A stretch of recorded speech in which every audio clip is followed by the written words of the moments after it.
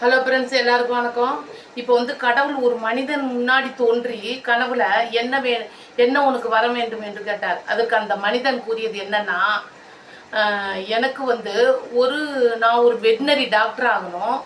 Doctor ஆகி ஒரு குடும்பத்துக்கு அடங்காமல் இருக்கிற கணவனும், ஒரு குடும்பத்துக்கு அடங்காத மனைவியும் இப்படி இருந்தால் அவங்கள் நாயினுடைய மூளையையும் இதயத்தையும் அவங்களுக்கு அறுவை சிகிச்சை செய்து நான் வைக்க வேண்டும்.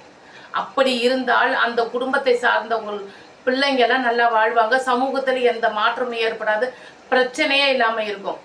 ஏன்னா நாய்க்கு அனிச்சை செயல் உணவு மட்டும்தான். மீதி எல்லா நல்ல குணங்களும் இருக்கு. எப்படின்னா, அடுத்தவங்க பொருளுக்கு ஆசைப்படாது. சொந்த குடும்பத்தை பாதுகாப்பாக தூங்காமல் கண் விழித்து கொண்டு குடும்பத்தை பார்க்கும். மற்றவங்க வீட்டையும் பாதுகாக்கும். பொறாமப்படுற சக்தி கிடையாது. இருக்கிறத கொண்டே நிம்மதியாக வாழும், கண்ணியமாக இருக்கும். நாய்க்கு நல்ல குணம்.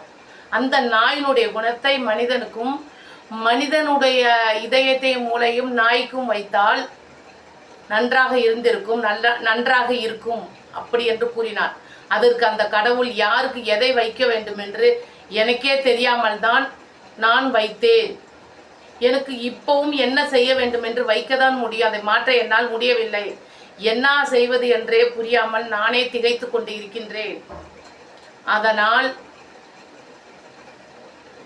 என்னை மன்னித்து விடு என்று கூறியது. அந்த மனிதன் என்ன செய்வது என்றே தெரியாமல் திகைத்து கொண்டிருந்தான். நான் சொல்றது நானாவே தான் சொல்றேன்.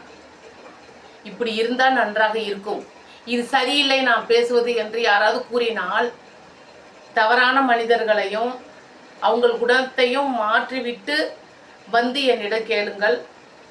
நான் செய்தது தப்பு என்று சரியாக தான் இருக்கும். அவ்வளவுதான். நன்றி, வணக்கம்.